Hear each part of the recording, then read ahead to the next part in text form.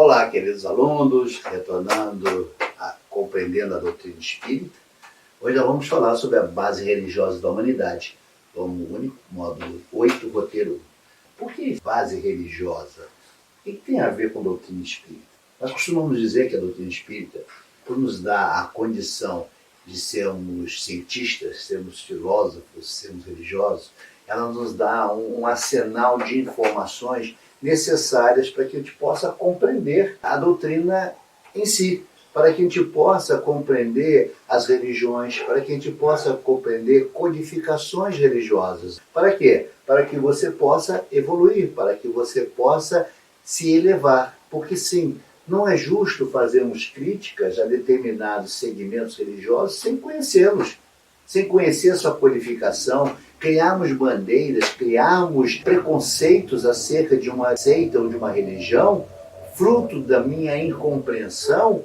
Isso não é legal, isso não é inteligente. E a doutrina espírita vai te trazer esse conhecimento para que você possa não julgar, mas compreender as razões por que alguém é adepto de um determinado segmento.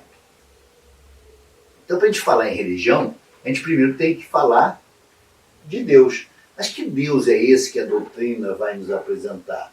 O Deus que joga raio, o Deus que tem preferência, o Deus que faz escolhas de um povo. É esse Deus que a doutrina vai nos apresentar? Não. Ela vai te apresentar o Deus que Voltaire nos apresentou. Voltaire, Einstein, Spinoza e tantos outros filósofos nos apresentaram. Ele fala: eu acredito no Deus que criou os homens e não o Deus que os homens criaram. Então é este Deus que a doutrina espírita vai nos ensinar a reconhecer. Não há uma criação humana, não as fantasias humanas que vão trazer um Deus amoldado ao caráter humano. Não, ele vai te mostrar um Deus acima de tudo isso, um Deus criador, não um Deus criado. Então uma necessidade humana de apoiar suas frustrações, medo, melancolias, gratidão e alegrias. Então, o Deus, criação pelo homem, ele está baseado nessas dificuldades do homem, nestas necessidades do homem. Então, criação do Deus céu, primeira forma elaborada pelo homem, pois acreditava que participando dessa vida divina se tornaria humano de verdade.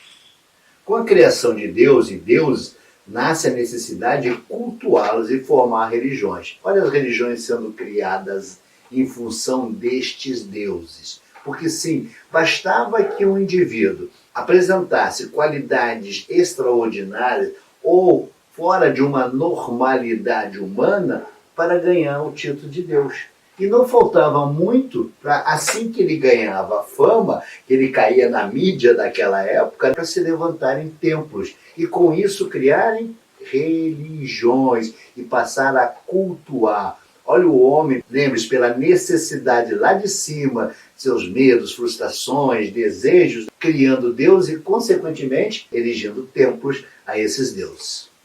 Então pode ser entendida como a crença na existência de um ente supremo, como causa, fim ou lei universal. É o sentimento divino que prende o homem ao Criador. As religiões são organizações dos homens, falíveis e imperfeitas como eles próprios, dignas de todo acatamento pelo sopro de inspiração superior que se faz surgir. São como gotas de orvalho celeste misturadas com os elementos da terra em que caíram. Então, o que nós estamos te dizendo? Devemos abolir religião? Não. Absolutamente. Ela é necessária. Quando ainda estamos em tenridade, ainda temos dificuldade em alguns outros conhecimentos, a religião é de extrema importância, porque é ela que vai nos aproximar ao Criador, é ela que vai nos equalizar e frear os nossos impulsos pelo temor, sim, pelo temor, mas ela será a fonte regulatória da conduta moral do homem. Então a religião é importante. Mas Jesus já nos advertia. No passado, Jesus falou que as religiões, não que elas cairiam, mas elas seriam substituídas pela palavra espiritualização. De que forma Jesus falou? Note, não é espiritismo, é espiritualização. De que forma? Lá quando ele vai conversar com a samaritana, lá no poço de Jacó, lhe é questionado sobre essa questão da fé. E aí Jesus responde à samaritana: mulher, chegará um dia que o homem não falará a Deus, nem aqui no poço, nem tampouco na sinagoga em Jerusalém. Falará em espírito. E ali Jesus está te dando digamos, uma dica, né? Está te dando o caminho que dentro em breve, assim que o homem ganhar a evolução, a compreensão, a consciência de sua espiritualização, as religiões passam a deixar de ter sentido e de ser necessárias, porque o homem atingiu a plenitude da consciência. Ele compreende que Deus está acima de todas essas convenções, acima de todas essas organizações criadas pelo homem. Isso tudo tem a ver com a maturidade espiritual do homem. A sua concepção de Deus, que vai se transformando de acordo com ele vai ganhando mais conhecimentos. Antigamente o Deus Trovão era um Deus, a Deus Pedra, vimos isso, todos esses deuses no tomo 1. E na medida em que eu vou me afastando dos dogmas, das imposições, das codificações religiosas, eu vou me elevando, eu vou compreendendo o Criador.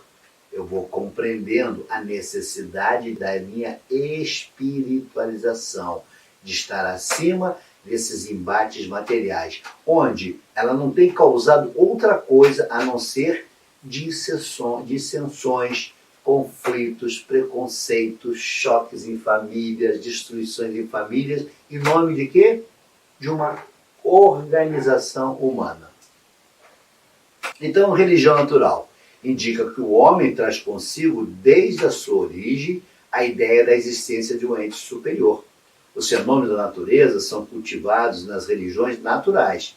Nesse contexto, a adoração a Deus está na lei natural, pois resulta de um sentimento inato no homem. Por essa razão é que existe entre todos os povos, se bem que sob formas diferentes. Então, a ideia de Deus, a ideia de uma submissão do homem, ela remonta lá das cavernas, quando o homem começou os seus primeiros passos a pensar, a refletir, a olhar o universo, olhar o céu e indagar. Ali o homem começa a refletir e a incorporar a ideia de um ser, de um ente superior a ele, aonde ele vai devotar, aonde ele vai depor, aonde ele vai oferendar todos os seus medos, todos os seus receios, toda a sua alegria. Lá nas cavernas que nasce o primeiro sentimento do homem em relação a Deus. André Luiz traz de forma bastante ilustrativa essa questão da concepção de Deus pelo homem, ainda o homem das cavernas, no livro Evolução em Dois Mundos, onde ele mostra que, apesar de ele não ter ainda conhecimentos e a sua vida ainda é muito material, ele ainda assim ele está encarnando e reencarnando para evoluir. E durante essa transição para o mundo espiritual, ele tem a concepção de que sim, nós temos um Criador. E ele traz essa ideia inata dentro dele. Por isso ele vai buscar onde está esse Criador. E quando ele olha para o céu, ele dá, ali está o meu Criador. Naquilo que eu não posso explicar, naquilo que eu não posso conceber. Então nós temos a religião revelada, são revelações ou manifestação de um mistério escondido. No sentido especial da fé religiosa, a revelação se diz mais particularmente das coisas espirituais que o homem não pode descobrir por meio da inteligência, nem com o auxílio dos sentidos, e cujo conhecimento lhe dão Deus ou seus mensageiros, quer por meio da palavra direta, quer pela inspiração. Neste caso, a revelação é sempre feita a homens predispostos, designados sob nome de profetas ou messias, isto é, enviados ou missionários incumbidos de transmiti-la aos homens. Então, as revelações das religiões sempre têm um elemento, né, que serve de instrumento para passar a mensagem do Criador a todos nós. E nós temos, no segmento do cristianismo, o Cristo, que vai se apresentar a todos nós para trazer a mensagem divina. Mas esse Cristo, que não é matéria a ser abordada agora, se observarmos, esse Cristo, ele vem corporificado em diversos outros indivíduos que já passaram pela Terra a nos relembrar a mensagem do Criador. Então, religião revelada estaria assim em oposição à religião natural, uma vez que essa corresponderia a uma atividade humana que poderia ser analisada pela filosofia, psicologia, sociologia ou qualquer ciência específica de religião. Então, a religião natural está em oposição com a religião revelada. Uma é nata do homem, então esta é fácil de estudar. A outra é revelada por instrumentos, por indivíduos que a eles é passada essa mensagem e aí sim eles vão divulgar essa informação, como foi o Cristo, como foi Buda, como foi Maomé, como foi Moisés, enfim, uma série de condutores dessa mensagem ao mundo. Revelações diretas de Deus aos homens. Algumas interpretações religiosas, cristãs e não cristãs, acreditam que Deus pode revelar-se diretamente aos homens, chamada de teofonia, sem utilização de intermediários. Essa é uma conceituação em que o homem acredita que Deus se revela a ele. Mas Kardec vai nos dar uma visão um pouquinho diferente disso. Ou melhor, uma advertência. Uma advertência. Kardec analisa. É uma questão que não ousaríamos resolver. Olha Kardec dizendo que não ousaria. Alguns têm a ousadia de querer resolver. Afirmar e dizer E ele vai nos dizer que não ousaria resolver. Nem afirmativamente, nem negativamente. De maneira absoluta. O fato não é radicalmente impossível, porém nada nos dá dele prova certa. O que não padece dúvida é que os espíritos mais próximos de Deus, pela perfeição, se imbuem no seu pensamento e pode transmiti-lo. Quanto aos reveladores encarnados, segundo a ordem hierárquica a que pertence e o grau a que chegaram de saber, esses podem tirar dos seus próprios conhecimentos as instruções que ministram, ou recebê-las de espíritos mais elevados, mesmo os mensageiros diretos de Deus, os quais, falando em nome de Deus, têm sido, às vezes, tomados pelo próprio Deus. E aí nós vamos entender essa diferenciação, que não é termo para discutirmos agora, do Cristo e de Jesus, aonde se confunde muito essas duas figuras. Então, Cristo é confundido com o próprio Deus. Então, as verdades divinas reveladas aos homens. Todas as religiões tiveram seus reveladores, e estes, embora longe estivessem de conhecer toda a verdade, tinham uma razão de ser providencial, porque eram apropriados ao tempo e ao meio em que viviam, ao caráter particular dos povos a quem falava e aos quais eram relativamente superiores. Então, a humanidade ela vai passando por diversos estágios do progresso. E nesses estágios é apresentado a eles reveladores, adequados à condição de conhecimento, à intelectualidade daquele povo. Não adianta você falar em física quântica numa sala de aula para alunos primários. Não tem sentido, ele não vai compreender, excetuando com honrosas exceções, né? A grande maioria não vai compreender. Então, essas revelações, elas são adequadas ao povo, ao momento, à época, para que aquilo lentamente vá causando as modificações necessárias. Apesar dos erros das suas doutrinas, não deixaram de agitar os espíritos, e por isso mesmo de semear os germes do progresso. O caráter essencial da revelação divina é o da eterna verdade. Toda revelação eivada de erros ou sujeita a modificações não pode emanar de Deus. Exemplos de religiões reveladas são o judaísmo, o cristianismo, o islamismo, respectivamente transmitidos por Moisés, Jesus e Maomé. Então, esses homens, em suas épocas, eles foram precursores nessa mensagem em semear no homem a informação desta divindade, desse ente supremo. E você observa que todas essas religiões que eu acabo de citar são derivações de umas das outras. Nasce o judaísmo, que também não é absoluto, terei que viajar na história mais atrás para chegar ao judaísmo, mas vamos ficar no judaísmo, logo depois vem o cristianismo, logo depois vem o islamismo.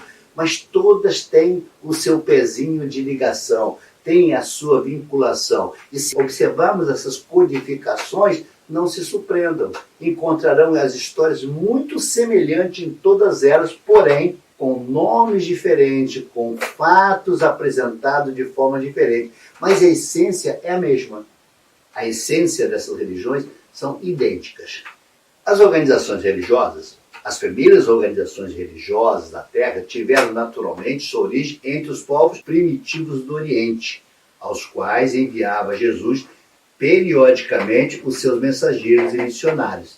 Dada a ausência de escrito daquelas épocas longínquas, todas as tradições se transmitiam de geração em geração através do mecanismo das palavras, tradição oral. Então Jesus, temos histórias aí, quando ele mandou os 72 ao deserto, para que levasse a mensagem dele, levasse a mensagem, o projeto de Jesus fosse levado em todos os recônditos da terra, sempre foi de forma oral. Então, as organizações elas começam a ganhar força na medida em que essas informações são passadas pelos seus mensageiros, né, em regiões a regiões. O próprio judaísmo, né? Durante muito tempo ele foi transmitido oralmente. Muito depois é que foi escrito. Até porque quando ocorre o aprisionamento dos judeus na Babilônia, todo esse contexto religioso, por eles serem levados na condição de escravos mesmo, né? A religião não lhe era permitido ser desenvolvida. E aí, para que não perdesse essa oralidade, eles nomearam os anciãos para que pudesse transcrever essa informação e não se perdesse a ideia da religião do judaísmo. Mas isso é só um apêndice, né? E aí nós temos a mais antiga manifestação religiosa. São os Vedas, os livros sagrados da religião hindu, que contam mais de 6.000 anos. Já nos falam da sabedoria dos sastras, ou grandes mestres da ciência hindu, que os antecederam de mais ou menos 2 milênios nas margens dos rios sagrados da Índia. Vê-se, pois, que a ideia religiosa nasceu com a própria humanidade, constituindo o alicerce de todos os seus esforços e realizações no plano terráqueo. Abre-se um parênteses para falar um pouquinho só dos Vedas, que quando nós encontramos as mensagens que Jesus nos legou, nós vamos encontrar muita similitude com o que está nos livros dos Vedas, através de Krishna. Quando nós demos algumas mensagens de Krishna, nós ficamos impressionados que esse comparativo, eles são praticamente uma simbiose de ideias. Como assim? Nós estamos falando em 6.000 anos antes de Cristo. Como é que pode haver essa simbiose? Sim, pode haver, e a gente costuma brincar em sala de aula, não há plágio dessas ideias. O que há é que o espírito indutor dessa informação é o mesmo, que vai passando pela Terra, na medida em que a Terra vai ganhando progresso, ele vai trazendo essa mesma informação, vai nos fazendo recordar a mesma ideia, porém em tempos diferentes. Então, quando Cristo nos fala na fraternidade, quando ele nos fala no perdão, nós vamos encontrar nos Vedas. Mas como assim? Jesus tinha essa informação? Jesus tinha essa biblioteca? Claro que não. Mas a ideia que é passada por um espírito uno é a mesma. E aí nós temos que falar também sobre cultos religiosos. Que é a forma de reverenciar Deus, né? Exatamente. É a forma respeitosa de reverenciar Deus. No homem primitivo, o culto se manifesta sob a forma de oferendas materiais, ou de sacrifício de seres humanos ou de animais, ingenuamente dedicadas à divindade. As seitas terrestres são materiais de experiência e evolução, dependendo da preferência de cada um, do estado evolutivo em que se encontra no aprendizado da existência humana. E aí se faz uma advertência. Quando eu faço crítica a um determinado culto, uma determinada seita, eu deixo antever a minha não percepção que outrora eu também agi dessa forma. Não significa que hoje eu ter adquirido um dado conhecimento de entender que o sacrifício que me é exigido ao Criador nada mais é do que a minha transformação. Mas lembre-se, para chegar a essa conclusão, quantos processos reencarnatórios passaram em minha vida? Quantos? Hoje eu tenho essa percepção. Será que na anterior reencarnação eu tinha essa percepção? Não podemos asseverar. Quantas oferendas eu devo ter feito em vidas pretéritas? Centenas delas. Então, tenhamos a cautela de não fazer críticas a quem quer que seja, quando ele, através de determinados procedimentos, entende que está respeitosamente reverenciando a Deus. Porque a forma que ele entende, e muitas das vezes é muito mais sincera do que um rebuscado discurso dentro de uma sinagoga, ou dentro de um púlpito de uma igreja, ou dentro de uma assembleia espírita. Muitas das vezes, essa oferenda tosca que esse indivíduo apresenta, ela tem a sinceridade, ela tem a pureza de se entregar, de reverenciar respeitosamente ao Criador. Por isso, não podemos, não devemos, sob aspecto algum, tecermos crítica ou comentário daqueles que ainda encontram nesse estágio. Fé religiosa. Do ponto de vista religioso, a fé consiste na crença em dogmas especiais que constituem as diferentes religiões. Todas elas têm seus artigos de fé. Sob esse aspecto, pode a fé ser raciocinada, cega. Nada examinando, a fé cega aceita sem verificação, assim o verdadeiro como o falso. E cada passo se choca com a evidência e a razão. Levado ao excesso, produz o fanatismo. Olha a base do fanatismo. E de tantos problemas que causam a humanidade, né? E assentado no erro, cedo ou tarde, desmorona. Quantas construções religiosas ou seitas foram criadas sobre bases falsas? O que aconteceu? Ruíram. Não tinham como ter uma permanência. Somente a fé, que se baseia na verdade, garante o futuro, porque nada tem a temer do progresso das luzes, dado que o que é verdadeiro na obscuridade também o é à luz meridiana. Cada religião pretende ter a posse exclusiva da verdade. Preconizar alguém a fé cega sob um ponto de crença é confessar-se impotente para demonstrar que está com a razão.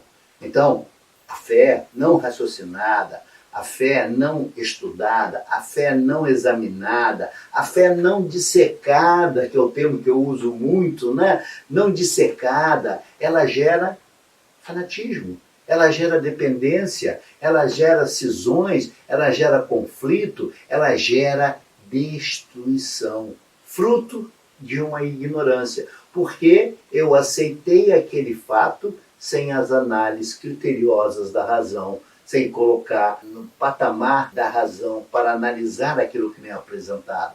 E muitas das vezes, indivíduos são levados à barbárie pela essa fé extremada, pela essa fé não raciocinada, pela essa fé obscurecida, que não se sustenta diante da luz, diante da verdade, diante da razão.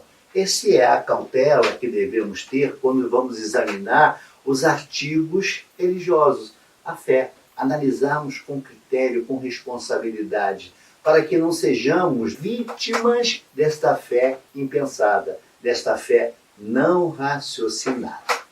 Em diversos pontos do globo, grandes reformadores divulgavam doutrinas análogas. A Odisseia saía da China do esoterismo de Furri. O último Buda, Sakyamuni, pregava às margens do Gange. Na Itália, o sacerdócio etrusco enviava a Roma um iniciado munido dos livros sibilinos. O rei Numa, que tentou refrear por meio de sábias instituições a ameaçadora ambição do Senado romano. E não foi por acaso que esses reformadores apareceram ao mesmo tempo entre povos tão diversos. Suas diferentes missões concorrem para um objetivo comum. Elas provam que em certas épocas uma mesma corrente espiritual atravessa misteriosamente toda a humanidade.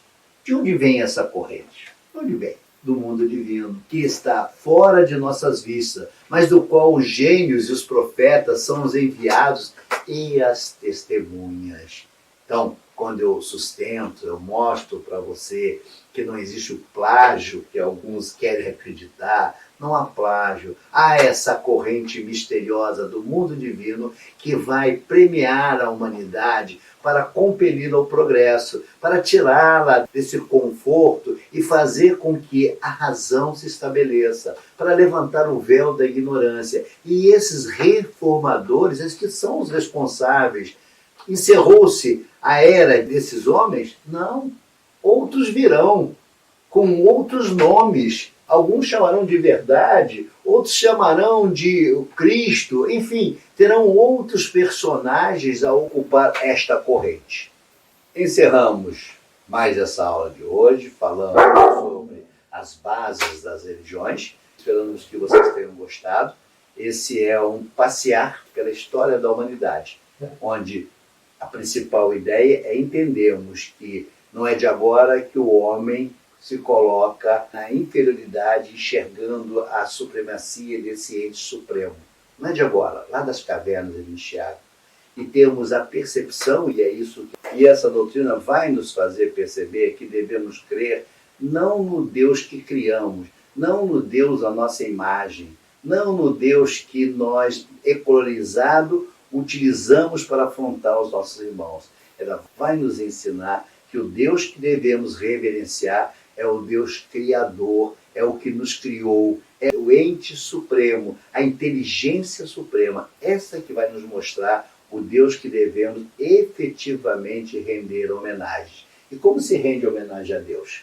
Nos transformando efetivamente, nos aproximando e nos amalgamando à sua vontade. Aí sim nós passamos a compreender o Deus que nos é apresentado.